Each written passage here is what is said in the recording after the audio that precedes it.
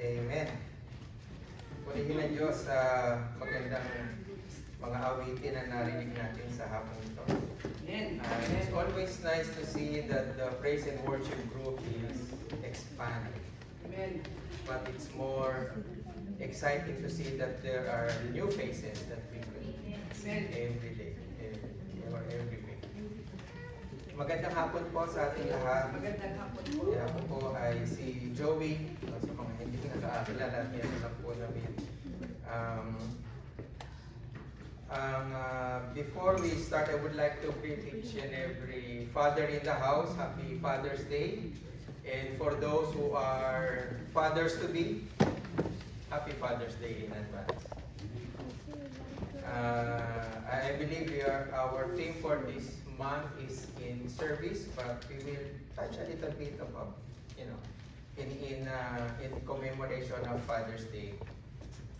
So to continue with our theme about servanthood, growing together in serving. Now for this word serving, interestingly, there are two nouns from this root word serve: a server and a servant. According to Merriam Dictionary, servant is the one that serves others. As we always hear, like public servant. So they serve others. And server is the one that serves food or drink. As we all know, we say in our present time, waiters, there are servers. Quite similar in terms of what they do, both of them serves. While researching about this topic, I found this website that compares the two titles. It is amusing to see that they were compared side by side, and I'm referring to server and a servant. There is a big difference in terms of salary, as you can see in the screen, but that does not always mean that the one is better than the other. Same principle, which is based on the parable of the talent. If we are aware or we know about the parable of the talent, that one person is given more than the others because of the ability of each one has. The servant and the server are both expected to perform their best according to the task they are asked to do, even if they are working under pressure, when things are becoming toxic and not going smoothly. And there is one character in the Bible who have undergone so much pressure and suffering, and yet was able to do what he needs to do. And I'm sure you already guess what I was referring to. And the character that I'm referring to is none other than Job, a man who has a servant and a server's heart, according to the qualification of God. I'm sure most of us are very familiar of the story of Job from the book of the same title. But let's just visit the life of Job as a backdrop of our message. Job is a wealthy man in the land of Uz, not US, UZ, so he's from Uz. He is blameless and upright, feared God and shunned evil. And God allowed Satan to put Job to two tests, very tragic and painful tests. The first test was about his possession and his family. Satan told God that Job's motives of being blameless and upright is because ever since he obeyed God, God had provided him material possessions and his household. So napakayaman nitong si Job. And ang defense ni Satan is, kaya patuloy na sinasamba ni Job ang Panginoong Diyos dahil sa mga natatamasa niya mga kayamanan. Successful siya. So Satan wanted to prove that Job worshiped God not out of love, but because of everything that God had given him. With that premise, God permitted Satan to destroy all of Job's possession and killed all of his children. After all this, Job remained blameless and upright. So that is the first test. The second test is about Job himself. After Job suffered emotionally, mentally, and financially, Satan still held his opinion that the reason why Job is still faithful is because of God's blessing of his health. Satan believed that Job was able to accept the loss of his possession and family as long as his own self was safe. Hindi talaga sumuko si Satan hanggat mayroon siyang maiisip na motive na bakit patuloy na sinasamba ni Job ang Panginoong Diyos, he still pursue. So, God allowed Satan to harm Job but not to destroy, meaning not to kill. Satan inflicted Job a painful sore from the sole of his feet to the crown of his head. So, nagkaroon siya ng mga parang pigsa or singaw sa buong katawan. In all this, Job did not sin and remained blameless and upright. And after Job successfully passed those two tests, God had restored and blessed him more than what he had before the two trials. And the book of Job became quiet and never mentioned about Satan anymore. So that's the end of the conversation between God and Satan. The author of this book is unknown, and events suggest that the story occurred during the time of the patriarchs, the time of Abraham, Isaac, and Jacob. One reference is in Job chapter 1 verses 4 to 5 when Job would sacrifice a burnt offering for his children. Now it's interesting to know that the Lord have written this in this book. It is, let's make a note that not only that the father provide financially to the family, but also much more important that the father as a figure will lead the family and his children to worship God. So he would sacrifice a burnt offering for his children. So having said that, this means this story may have happened before God gave the ceremonial law or appointed priests to be religious leaders. The Bible scholars also believe that this was the first book of the Bible to be written. So we have 66 books. So this is the first of the 66 books. That is very remarkable of all the books in the Bible. Why book of Job? God must have a very special reason why this book has to be written first. To quote the first verse of all the verses out of the 66 book, it says in Job chapter 1 verse 1, in the land of Uz there lived a man whose name was Job. This was blameless and upright. He feared God and shunned evil. It was repeated twice in verses 8 and verses 4 of chapter 2, spoken by God himself. God have written this book to introduce Job as a model, a servant and a server. A man who was serving God in the time of suffering, which is the title of our message this evening, with the theme verse in the book of 1 Samuel chapter 12 verse 24. But be sure to fear the Lord and serve him faithfully with all your heart. Consider what great things he has done for you. Before we proceed, let's commit our time for the Lord. Panginoong Diyos na aming Ama, kami ay nagpapasalamat at nagpupuri sa iyo, Panginoon. Iluwalhati namin ang iyong dakilang pangalan at ang iyong salita lamang ang siyang mahayag, Panginoong Diyos. Ihanda mo po ang aming po mga puso, aming po mga isipan, Lord, that we could hear your message clearly and may allow your word to work into our lives, Lord, how to serve you faithfully and to put our trust in you in times of suffering. Ito po ang aming dalangin sa pangalan po ng aming Panginoong Jesus. Amen. Amen. So having said that, let's go to our first point, the character of a servant. According to verses 1, verse 1, Job is a man who fear God and shuns evil. In Proverbs chapter 1 verse 7, it says, the fear of the Lord is the beginning of knowledge, but fools despise wisdom and instruction. It is striking to note that the same phrase is also mentioned in the first chapter of Proverbs, one of the books of wisdom. So, ano ibig sabihin ng fear of God? Takot sa Diyos. So let's define that word fear. first. When I was young, I remember for small kids hearing someone or even myself being told many times, parang panakot, susumbong kita sa nanay mo, susumbong kita sa tatay mo, right? Kapag ayaw makinig ng bata, yun ang panakot natin. And it's such a powerful word.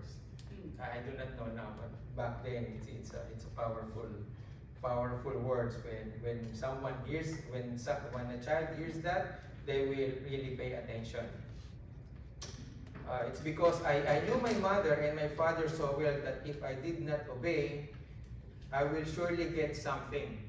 Or makikita mo, right? Makikita mo. At nakita ko na. And it's sometimes painful, right? It's painful. You know what that means. So I better listen. So people was telling me that they will bring it to attention to call my mother and father because I am related to them. They will not tell anyone. They will refer me to my mother and father because we have a relationship. And I have the understanding of who my parents are, and I knew the authority they have over me. Part of our fear from our parents is discipline. The discipline has no doubt prevented us from doing bad things. We know that it is always for our good because they love us. Same is true in our relationship with God. So to fear means to have love and respect that will manifest obedience. So having that definition of fear, what then is to fear the Lord? Unlike our parents, we knew from the time we were born and growing in every part of our life. Kilala na natin yung magulang natin since baby tayo. But not God. We knew God. Not knew as in alam lang natin siya sa isip lang. But how do we know and understand God? So the first step really is to fear God, is to know and understand who God is. That God is holy, just, and righteous. And He loves us. But He hates sin and evil deeds. It's a very important of knowing who God is. Second step is to have the relationship to God. To access that love that God offers through our Lord Jesus Christ. Because even though we know who God is, but if we are not connected to Him, we would not fear Him. To fear God is to owe a reverential respect and love that will manifest obedience to God's commands, teachings, and instructions. It says in Deuteronomy chapter 10, verse 12, "And now, Israel, what does the Lord your God ask of you, but to fear the Lord your God, to walk in obedience to Him, to love Him, to serve the Lord your God with all your heart and with all your soul." Only by understanding who God is and establish a relationship that we can develop the true wisdom that God asks of us. According to Hebrews chapter 12, verse 5 to 7, "And have you completely forgotten this word of encouragement that addresses you as a father addresses his son?" It says, "My son, do not make light of the Lord's discipline, and do not lose heart when He rebukes you. Because the Lord disciplines the one He loves. As He chastens everyone He accepts as His son. Endure hardship as discipline. God is treating you as His children. For what children are not disciplined by their fathers?" God is describing in the book of Job that he has a relationship to God. Now, not only that Job feared the Lord, but he shuns evil, or he avoid doing evil deeds. So, ayaw niyang gumawa ng bagay na ayaw ng Panginoong Diyos, because God hates sin. God specifically describes that not only Job feared God, but also shuns evil. Now, it's very important to note that God separates those two descriptions: fear God and shuns evil. And there's a very clear explanation into that. Job truly knows and understands who God is. God hates sin, and therefore he did not do evil things in the sight of God. Now to illustrate this once again, going back to the premise of a parent and child. Even though we obey and fear our parents, we do few things in secret. Ano tayo mga tinatago? We hide in doing things we know and fully aware that our parents told us not to do. Okay, some funny illustration is when our mother is, let's say, cooking something that child like, let's say fried chicken or pork chop, for example. Who can resist fried chicken or pork chops or any other fish that is our favorite? So we are told not to pinch or parang titikim. I don't know how you call it in English. Don't do that. But the kid will sneak and take a tiny bit because it's very tempting. Same with sweets, candies and chocolates. When the parents says don't eat any chocolate, but sometimes the child take and hide something, right? And the reality is sometimes they do unpleasant things in secret. Now we know that it's not good, but we do hide something secret, one or two. We do good things, and in the other hand, we deliberately or intentionally do bad things as well. So worst part is when nobody's watching, when we are by ourselves doing it in secret. God told Satan that Job is different in secret and in public. He is a man of integrity, as mentioned in Job chapter 2, verse 3b, and he still maintains his integrity, though you incited me against him to ruin him without any reason. He is an upright man, a man who is honest and have a strong moral principle. He cannot wave or swayed by any circumstances. There are reasons why integrity is hard to keep, or why we compromise our integrity. I have 3 reasons that I listed here, but there would be many. So the first reason is our sinful nature. Our human flesh has a tendency to fall into temptation. Acknowledging that we are worthless, weak, powerless, alone, shameful, uncared, and no one loves, that is our sinful nature. Second is the environment and the people we deal with. The people around may make and break us. They can be an encouragement or discouragement that pull us down or lift us up. When we are in a great deal of pressure, we may do things against the will of God. Meron tayong kasabihan, mga Pilipino, na ang taong nagigipit. Okay. So, ang taong nagigipit sa patalim kumakapit. So, that is because of that so much pressure, right? So, we do things that is against the will of God. Workplace is one of them. When our supervisor or manager or the company itself has things in place which you think contradict the principles and moral value what is written in the Bible. Are we going to compromise our belief or no? We experience this very tempting invitation just once. Minsan lang. One time lang. Baka yan. It's very tempting. Right? Just once. Huwag nyo na akong pakantayin sa just once. So we may commit a sin only once, but that is enough to shut us down and regret the rest of our life. Na merong kwento about, okay, is it okay to speak Tagalog? It's okay. It's okay? Okay. So merong kwento about this seaman. Everybody know what a seaman is. Who is about to retire. He's already 30 years in service. And alam nyo, pag seaman, halos ilang buwan lang nasa pamilya, right? Mga 3-4 months and then 3 months? Okay. Meron bang may seaman or may asawang seaman dito? Okay siya. Okay. Sorry. Okay. So, nag-retire ka na. Ano? Okay, so 30 years, several months in a year. So it's tough. It's tough, right? So within the 30 years, he's been very faithful with his wife. Ito naman yung nadidinig-dinig ko lang, parang matilis lang, na ang sailor daw ay merong mga woman in every port. Yeah. So, but he never did such a thing. Okay. So he never did such a thing. But on their last port, before the sailor depart, kasi nga retirement na, so magre-retire na siya. So his co-sailors, yung mga kasama niya sa trabaho, kinakantsawan siya. Oh, labas naman tayo. Last mo na to eh. Sama-sama naman tayo.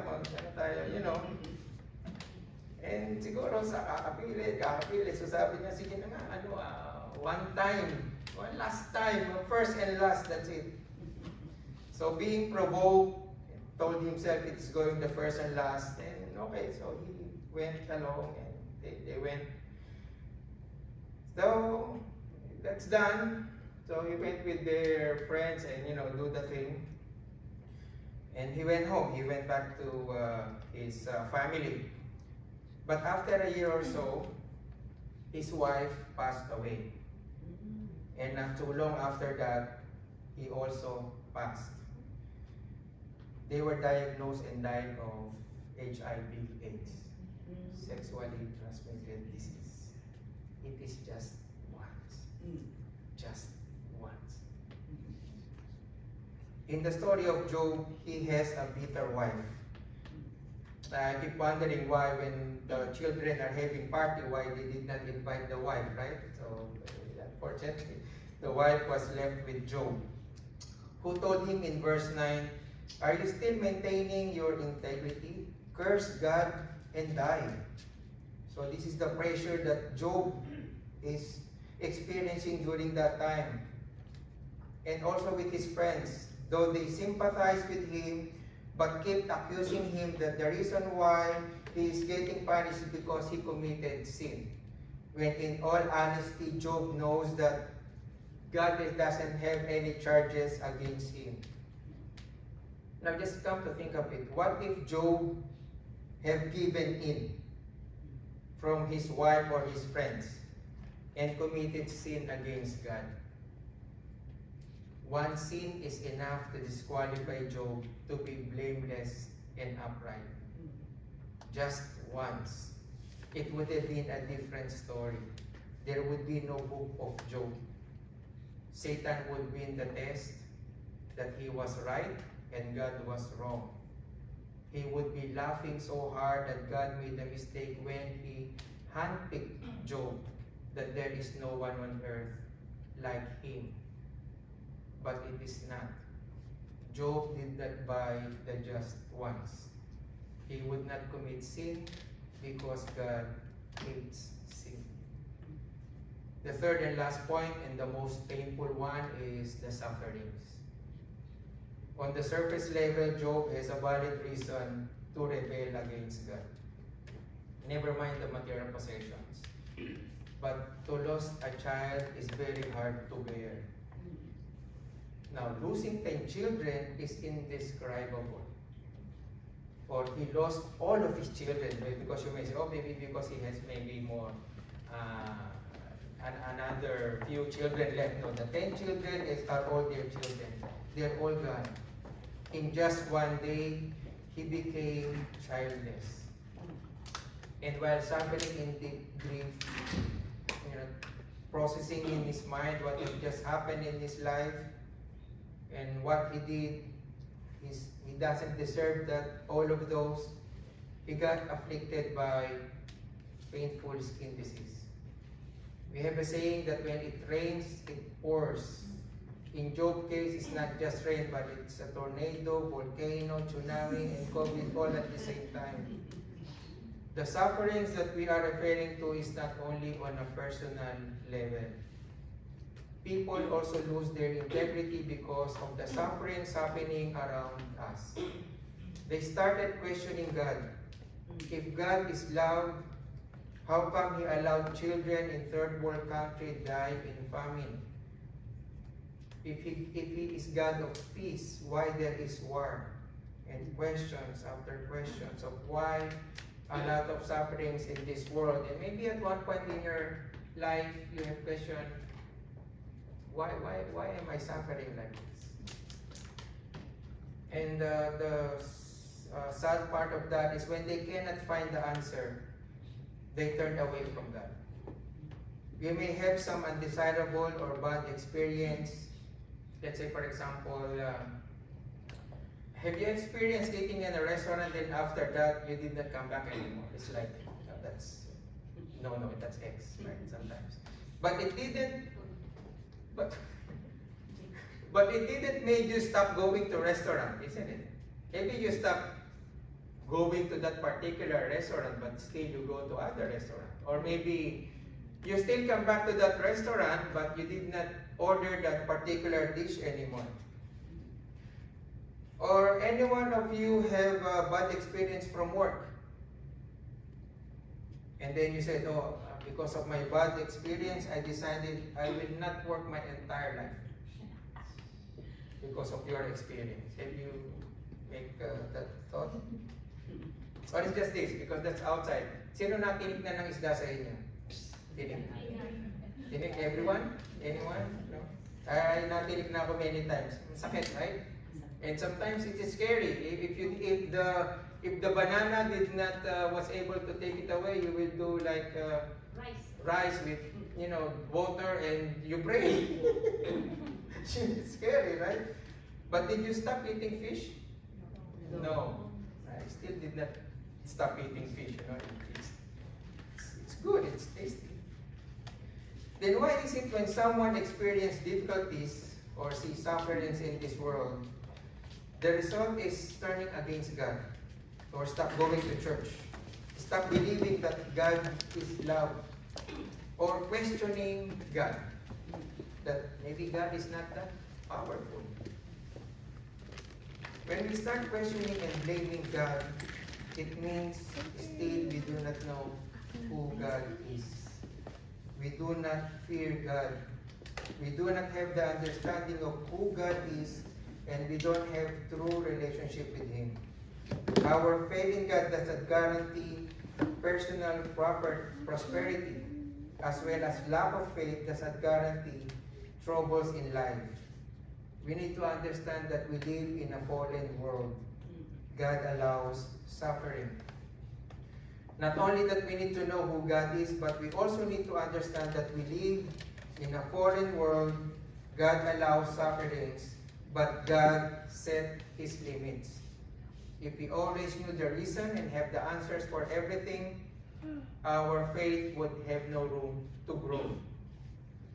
Man does not need to know answers. We need to know God. A character of a servant is the one who fears God and shuns evil. Now let's go to the next point. In serving God is to have a character of a server. We mentioned earlier that a server is the one who serves food or drink, or we call it waiter. As a waiter or server, they wait in the table until the customer places the order.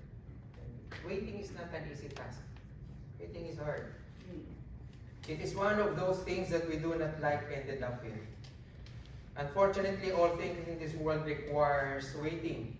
It's just a matter if you're going to wait for long or very long.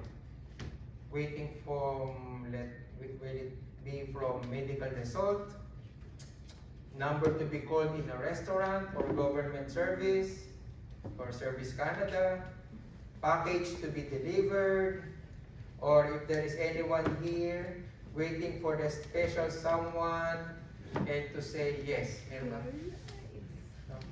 Okay. Or waiting for that special someone in general. Yeah. Until we say the search is over. Okay, so the words waiting list and waiting room came into existence, wherein services are offered to the comfort of those who wait. So we can see that perhaps a room with TV or free internet, free coffee or drinks, cookies. For those who have been in the airport lounge while waiting to their connected flights, you will definitely understand what I mean and how you wish you can stay much longer or able to return more often, right? Masarap kaya sa lounge. But the book of Job did not specifically mention how long did Job suffers. By the number of chapters the book has, we may say it took some time. Job is waiting for God's answer. It would be good if Job, while waiting, is like, sitting in an airport lounge or, having the massage. But while he's waiting, it's not. While waiting for God to reply, he suffers. He was patiently enduring and persevering the pain all over his body, his emotion, mentally. The Bible mentioned that his friends put ashes on their heads and sat with Job for 7 days and 7 nights is the bare minimum. So it's like minimum 7 days and 7 nights that Job have suffered. They are not sitting in a recliner or heated massage. They are sitting in ashes with ash in their head. So waiting alone requires patience, and with it comes perseverance and endurance. Apostle James praised Job's endurance, and he said in James chapter 5, verse 10 to 11, brothers and sisters, an example of patience in the face of suffering. Take the prophets who spoke in the name of the Lord. As you know, we count as blessed those who have persevered. You have heard of Job's perseverance and have seen what the Lord finally brought about. The Lord is full of compassion and mercy. Having patience in the face of suffering will only be achieved if we have a relationship through the Lord Jesus Christ. And therefore the Holy Spirit will dwell in us and manifest the fruit of the Spirit. We live in a fallen and corrupted world where morally right becomes wrong, where good behavior is not always rewarded, and bad behavior is not always punished. When we see bad people flourishing or innocent children in pain and dying, we tell ourselves it seems wrong and unfair, and it is. Sin has twisted justice, and it would not get any better. The world will become worse and ugly. Now, if you have read the book of Job, after the first 2 chapters, we never heard of Satan again. He become silent. After he lost the test, he's gone. Never mentioned. Now, where is he? He is very much active. He is roaming throughout the earth, going back and forth on it. He is ready to kill and destroy our material possession, properties, job, our family, the good things that we have. He is also ready to steal our strength, our health, and our abilities. But the Bible said, do not be surprised, my brothers and sisters, if the world hates you. But do not be discouraged, because of the one who is in you is greater than the one who is in the world. Amen. God already made us aware of what to expect while we are in this world. Now, looking from a God's view perspective, we are all in a big waiting room called Earth. Time will come that we will depart from this world. We are just waiting to be gone, right? Our life on earth is just temporary, waiting and bound to be what is eternal. The question is it eternal life or eternal death? We are just waiting to be called. We do not know when, but for sure one day we will be called. But while waiting, let us serve God. There is this quote written by Anne Voskamp. She's a Canadian author, blogger, and a Christian that says, if you're waiting on God, do what waiters do. Serve. And I just want to share this one phrase that I heard from an Iranian pastor who was martyred. He was killed by the Iranian government. And I was just paraphrasing it. I didn't say this exactly, but this is how it goes. He said, with God, Death is like entering a door, passing from physical to eternal. What does that mean? Let's say this room is earth. And one day we will pass the other door. We will leave. So it's just a matter of moving from one place to another. It's just the same. Death is like that. Now the question is, which door will you take? The narrow door or the wider door when you leave this room later on? I'm sure you will use this narrow door. But the verse said, the narrow door is the one which leads to eternal life. And that narrow door is Jesus Christ. While we live in this world, let the story of Job remind and encourage us to remain faithful and serve God alone, to be fearful of God, to avoid evil, and be patient whatever the circumstances is. Job served as a model to remind and prove that people can love God because of who He is, and not for material possessions or what God gives, whether we in abundance or in poor. Let's thank God and let's love God. And another point is, people can serve God out of personal discomfort and not sin. We may say you are in the bed of sickness, or we're sick, or financially we are not able. But in our hearts, if our faith and our trust remains with God, we still serve Him. We still serve Him. Now God is patient. And so is Satan. He's also patient. The Bible said that he prowls around like a roaring lion, patiently waiting. I'm sure you've seen some video documentaries about how, lion will wait and, look and sneak silently. So it's very hard to notice, looking for someone to devour, to steal, to kill, and destroy. And we should always be alert and of sober mind, and always waiting for the Lord patiently, trusting God in times of abundance and suffering, good times and bad times, sickness and in health. Be a servant and a server of God, and be sure to fear the Lord and serve Him faithfully with all your heart, and consider what great things He has done for you. Let's pray. Panginoon, maraming pong salamat sa iyong mga salita, Panginoon Diyos.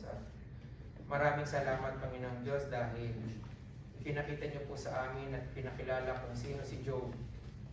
Siya ay totoong tao na nabuhay na matapat sa inyo sa kabila ng mga kahirapan na kanyang naranasan. Panginoon, maraming pong salamat dahil sa kanyang kwento ay nagiging encourage to sa amin kung kami man ay nakakaranas ng mga kahirapan dito sa buhay. Hindi dahil lamang sa kanya, o hindi dahil sa pag-ibig na patuloy na ipinaparanan siya sa amin. At nagpapaalala sa amin na patuloy na kabutihan na ibinigay niyo po sa buhay namin. Ang pinakamalaki at pinakamagandang bagay na yung binigay sa amin ay yung ibinigay ay yung bugtong na anak bilang kabayaran sa aming kasalanan, upang kung sino mang maniwala sa Kanya, manampalataya at humingi ng forgiveness sa kanilang kasalanan, ay magkaroon ng buhay na walang hanggan.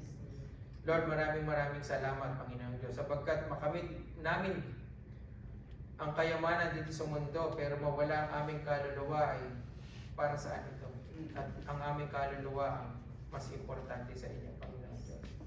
Lord, maraming pong salamat sa inyo at ang inyong salita, ang patuloy na mahayag, matakila sa hapon po ito.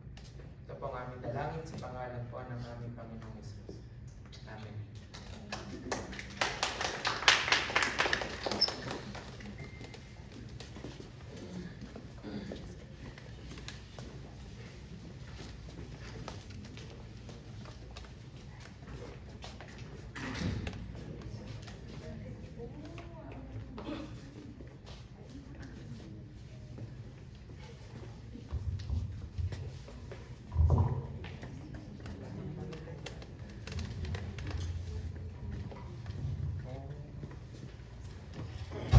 Proverbs 23, verse 22. Listen to your father who gave you life, and do not despise your mother when she is old.